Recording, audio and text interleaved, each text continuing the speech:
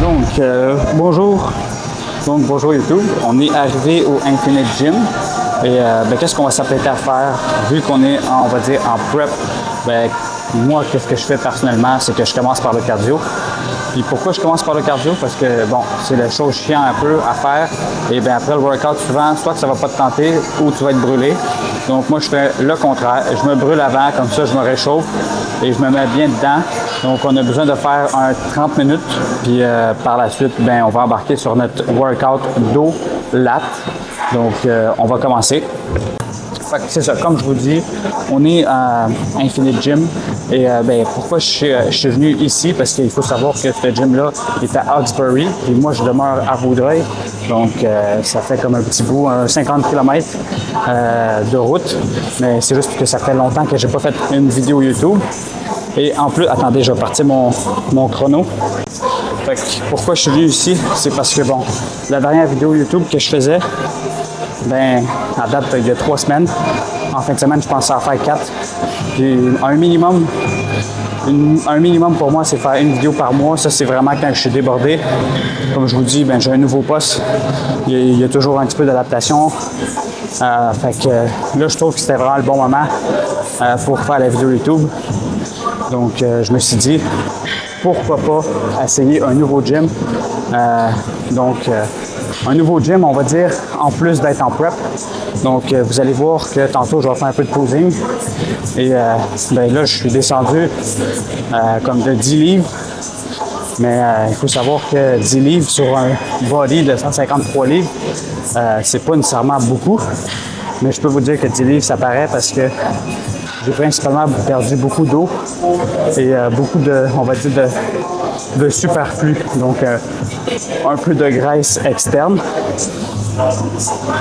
Personnellement, je trouve que ça donne un beau rendu, mais mentalement, c'est difficile parce que faut savoir que je suis parti de 130 livres pour monter à 150. Puis j'en ai rushé vraiment beaucoup pour monter de 20 livres. Et là, ce que je trouve difficile mentalement, c'est de passer de 150 livres à redescendre à 140, 130 livres. Je ne dis pas que je vais revenir à 130 livres, mais probablement sur le stage, ça va être 135 et plus, 138. Avec un peu de chance, avec le refull, on devrait être à 140, 141. Ça serait l'idéal. Mais ça fait pas un gros gap entre le peak bulk qui était 153 et, mettons, 141. Je vais avoir perdu environ 12 livres. Une affaire vraiment importante de ne pas manquer, ça va être le cardio. Parce que le cardio, ça te permet de tout simplement réduire les chances de perdre du muscle. Il y a eu une étude que les personnes qui restaient actifs durant une perte de poids, ils perdaient moins de masse musculaire que les personnes qui faisaient juste réduire leur consommation de calories et en n'étant pas plus actifs. Donc, tout s'explique par si le muscle n'est pas actif, il n'a tout simplement pas besoin d'être alimenté. Donc, le corps va enlever les muscles qu'il n'en a pas besoin. Donc, aussi, ce qu'il faut retenir, c'est que quand tu fais du cardio, sur ton métabolisme de base, si tu es à 2400 calories métabolisme de base, qu'est-ce que je suis en présentement? Ça, il faut savoir que 2400 calories métabolisme de base, c'est moi dans le coma. Là-dessus, tu rajoutes ton activité. Donc, si tu es moyennement actif, comme moi, en fin de prep, je dirais très actif. Mais par la suite, tu rajoutes 200, 300 calories de plus. C'est pour ça qu'en ce moment, je fais le 300 calories pour essayer de rejoindre mon métabolisme de base, mais sans trop descendre rapidement. En fait, le cardio, ça te permet de gérer doucement la descente sans trop perdre tout ce que tu as construit, en d'autres mots. Une affaire aussi que je peux vous donner comme petit truc. Quand tu veux savoir le pourcentage d'intensité que tu veux travailler, on appelle ça la fréquence cible. Et pour trouver cette fréquence cible-là, ben, c'est la fréquence maximale. Donc, on va donner un exemple assez rapide. 220 battements par minute, moins ton âge. Cette réponse-là, tu vas prendre ça, puis tu vas soustraire moins ta fréquence cardiaque au repos. Et par la suite, tu vas faire fois l'intensité. Donc, si tu veux savoir ton intensité 60%, tu vas faire fois 0,60 fois 60 divisé par 100, plus ta fréquence cardiaque au repos qu'on a soustrait avant. Ça va te donner la réponse que ça va donner, c'est ta fréquence cardiaque par minute pour le pourcentage qu'on a calculé, donc 60. Je vais essayer de vous montrer la formule qui va être juste ici. Et avec cette formule-là, bien, ça te permet juste de savoir pour 60% d'intensité, ton cœur il devrait être à combien. Donc, comme je vous dis, je vais vous remettre la formule ici. Et sur cela, les amis, on est parti pour 30 minutes, 300 calories. Donc, les amis, pour le premier exercice qu'on va faire, ça va être un lat pull down. Et ben, qu'est-ce qu'on va venir travailler? C'est le grand dorsal. Et bien, qu'est-ce qu'il faut savoir pour le grand dorsal? Il fait une adduction. Donc, s'il fait une adduction, ça veut dire qu'il ramène nos bras vers le centre. Donc, c'est la barre qui va faire qu'on va pouvoir contrôler à quelle vitesse qu'on va descendre la barre. Donc, tout dépendant de la largeur qu'on va prendre la prise, on peut cibler différents groupes musculaires. Donc là, ici, en arrière de moi, j'ai pris une barre et on va prendre une prise relativement assez large. Et le but, ça va être de venir, on va dire, d'éloigner le plus possible tes bras pour faire une abduction. Donc, on va embarquer avec ça. Donc, c'est parti pour le premier set.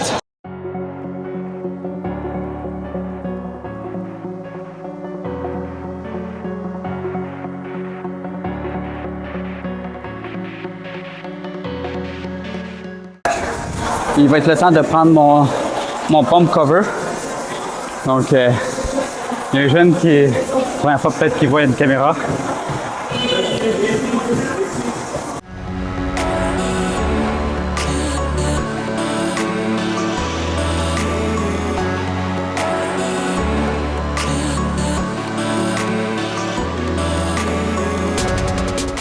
Donc, il nous reste un dernier set, les amis.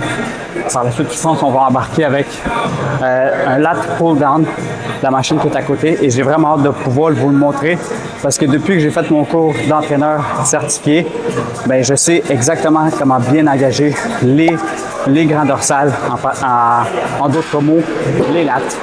Et bien, je faisais l'erreur, entre autres, avant d'avoir connu la nouvelle méthode, on va dire plus optimale pour cibler les lats. Écoutez, je me suis déplacé. N'hésitez pas à mettre un petit pouce bleu. Moi, ça m'aide énormément. N'oubliez pas que je fais ces vidéos-là dans le but juste pour le plaisir parce que je veux me voir grandir au travail des vidéos. Je veux voir l'évolution que je peux faire parce que à fur et à mesure que je fais des vidéos, mais à fur et à mesure que j'apprends aussi à comment m'améliorer, comment aussi apprendre de nouvelles méthodes. Et ben, écoutez, ben, moi, ça me fait grandir de faire des vidéos YouTube. Donc, c'est grâce à vous, d'ailleurs, que même si j'ai une centaine de viewers, que je continue parce que j'y crois et j'aime ce projet-là. Donc, sur cela, on va commencer pour notre dernier set. Tout simplement, alors, le but ici, lat pull down, ça va être de tirer la barre vers le bas. OK? Puis, qu'est-ce qui va nous faire les grands dorsales? Nous, on n'oublie pas, ça fait l'adduction. Donc, si notre grand dorsal est fait l'adduction, ça signifie que la barre, elle veut monter. Et nous, notre grand dorsal, il veut contrôler la montée. Donc, dans le fond, la force, elle va vers le haut. Et nous, notre grand dorsal, pour qu'il puisse travailler, on fait travailler sens opposé, donc vers le bas. Donc, on va commencer. Là, je vais vous montrer l'erreur typique. Par la suite, je vais vous montrer la bonne méthode.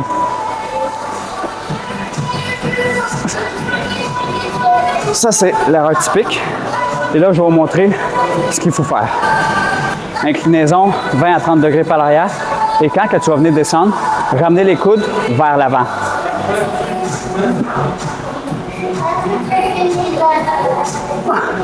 Là, tu isoles tes lattes. Là, je peux vous dire que je sens les lattes sont en feu.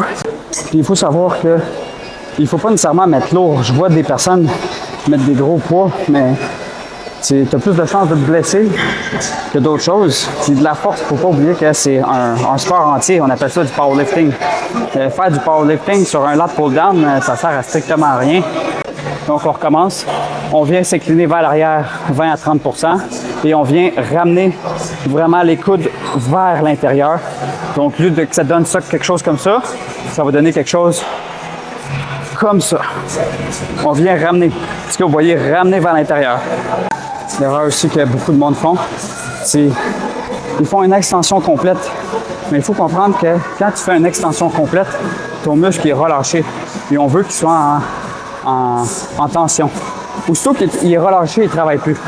Donc, n'importe quel exercice que tu fais une flexion, tu veux que ton muscle soit toujours en tension. Donc, exemple, le squat, ass to the grass, comme le monde dirait, ça ne sert à rien d'aller jusqu'en bas.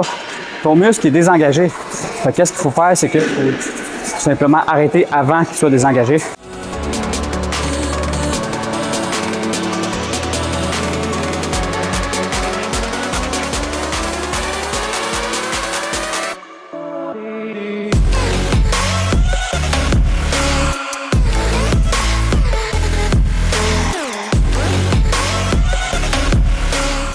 Donc, on sent relativement bien les lattes, que j'aime beaucoup la grip.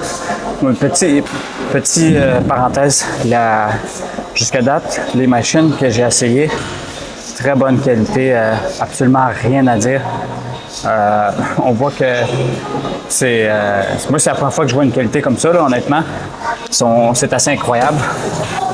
Donc, j'ai amené mon livre et ici, dans les groupes musculaires pour le grand dorsal, c'est qu'est-ce qu'on travaille aujourd'hui. Bien, il faut savoir, son origine, c'est les vertèbres, donc il part de la colonne vertébrale. De l'insertion, ça veut dire il part de la colonne vertébrale et où il vient s'insérer, c'est l'humérus, comme je vous ai dit tantôt, antérieur, c'est-à-dire à l'intérieur ici, postérieur en arrière. Donc, c'est pour ça que je vous dis de ramener les bras un tout petit peu plus vers l'avant parce qu'il vient s'insérer antérieurement, donc en avant. Donc ici, on a rameur assis, prise étroite, low row. Donc c'est qu'est-ce qu'on travaille ici.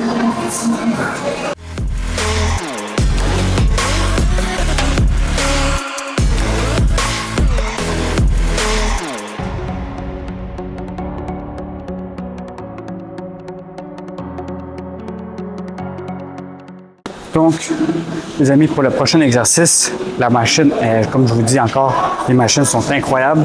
Ici, on a la Smith, super belle machine. Et qu'est-ce qu'on va venir faire? On va travailler encore le grand dorsal, sauf qu'on va venir le faire en français. J'ai retrouvé le nom, ça s'appelle venir faire le rameur tronc penché, prise large. Donc, en anglais, c'est bend over row. On va le faire avec la Smith. Donc, c'est quoi les consignes à faire? Donc, la position debout, genoux légèrement fléchis, tronc incliné 45 à 90 degrés. Il faut savoir que le 45, c'est pour les personnes qui sont, on va dire, une mobilité réduite du tronc ou bien les personnes avec, on va dire, un ventre. Ils ne vont pas pouvoir s'incliner à 90 degrés, sûr et certain. Donc, dos plat, donc rectiligne et saisir la barre avec les mains en pronation. Pronation, ça veut dire tout simplement ta facette, ta paume de main vers le sol. Par la suite, pronation avec une ouverture plus grande que la largeur des épaules. Donc, tu ne peux pas venir prendre une prise collée comme ça. Ça ne marche pas, la largeur des épaules. Tirer la barre jusqu'à la poitrine en gardant les coudes pointés vers l'extérieur. Donc, quand on dit vers l'extérieur, ben, c'est les coudes. Il faut qu'on puisse venir un tout petit peu, quand on va venir prendre, on vient ramener un tout petit peu les coudes vers l'extérieur. Ça, c'est intérieur, extérieur.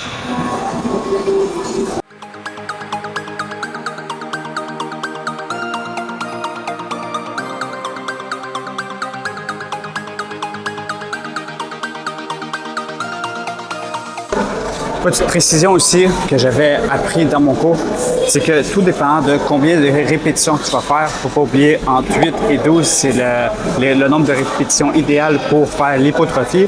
Et pour que ce soit valide, il faut que tu fasses 4 fois semaine pour développer du muscle, construire du muscle. En bas de ça, tu vas en construire, mais on n'appelle plus ça de l'hypertrophie. Donc, une petite valeur que je vais vous rajouter dans cette vidéo-là, c'est que ici, pour 12 RM, donc répétition maximale, on a un temps de repos de 30 secondes. Pour 8 RM, on a un temps de repos de 2 minutes. Et pour 1 RM, qu'est-ce qu'ils font les powerlifters? C'est de 5 minutes, plus ou moins. Donc, ici, ça vous donne une bonne fourchette de savoir, si j'ai fait 15 répétitions, ça signifie que 30 secondes plus tard, tu peux t'en refaire 15 autres parce que tu en as fait une série relativement assez longue. Si tu réussis à en faire 7 et ton 8e t'en arraches, bien déjà là, tu as droit à 2 minutes de pause. Donc, c'est comme ça qu'on peut, on va dire, distinguer est-ce que tu fais de l'hypertrophie ou tu fais de l'endurance musculaire. Parce que 15 et plus, ou même 12 et plus, on considère ça comme de l'endurance musculaire. Donc, il faut savoir que les fibres musculaires, tu as la type 1 puis tu as la type 2. Tu as la type 1 qui est de l'endurance puis tu as la type 2 qui est de la force, la puissance et l'hypertrophie. Donc, génétiquement, tout le monde a les deux, sauf qu'il y en a qui ont un peu plus d'emphase sur le 1 ou sur la 2.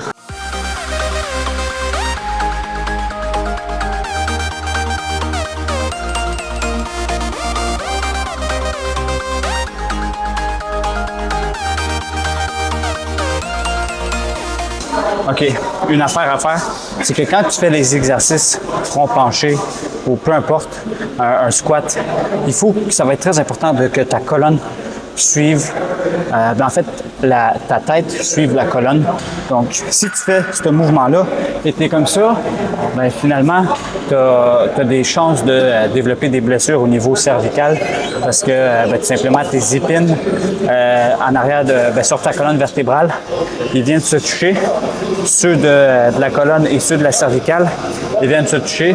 Donc, ça vient faire de l'érosion. Donc, tu peux on va dire, tu as plus de chances de te faire mal.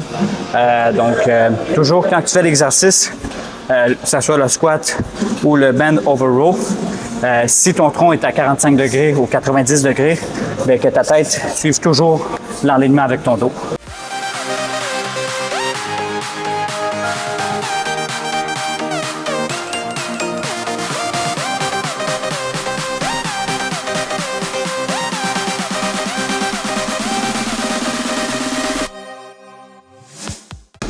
Pour cet exercice-là, il y a un bras que je rush toujours. Normalement, je prends des straps parce que la barre est trop large. Ça fait que je perds un peu de grip et je perds de la force. Donc, je vais venir mettre des straps puis on continue l'exercice. Cet exercice-là, c'est vraiment pour isoler les grands dorsaux et on fait un tout petit peu de deltoïde parce qu'on vient faire une extension extérieure.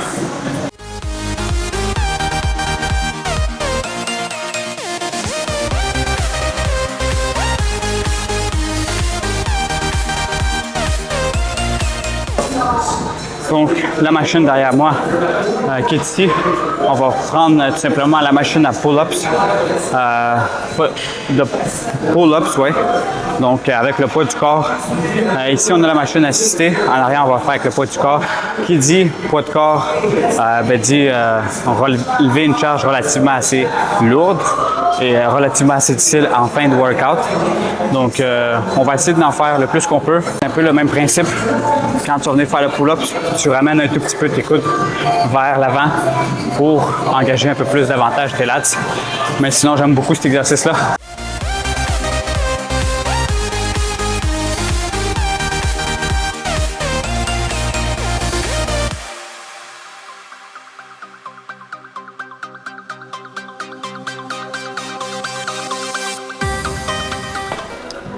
Donc, les amis, le posing room est en arrière.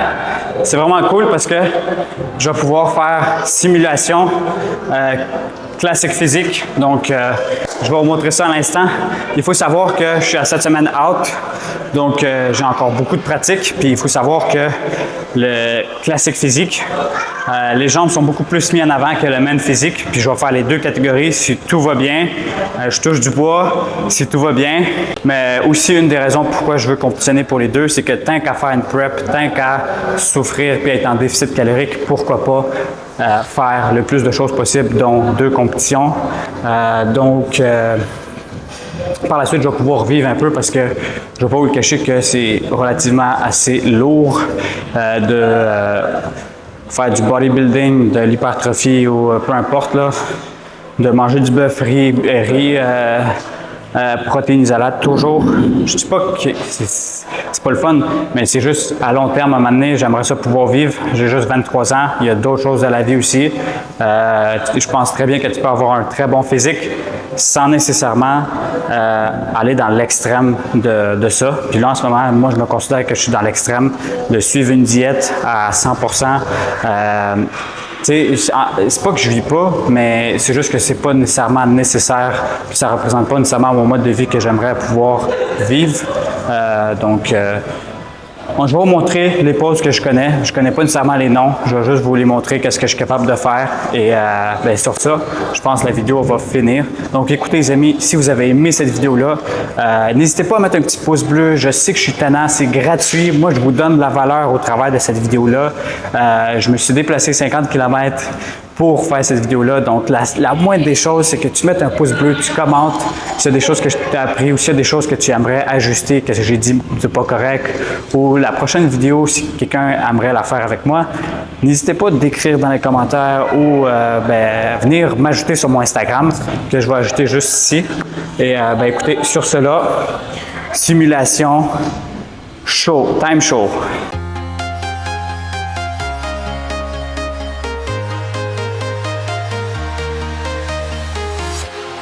Walking alone, the streets are empty. The only thing I can see is my own silhouette. I'm getting stronger, step by step. The clock is ticking, but there's no time for regrets. I've been flying from town to town.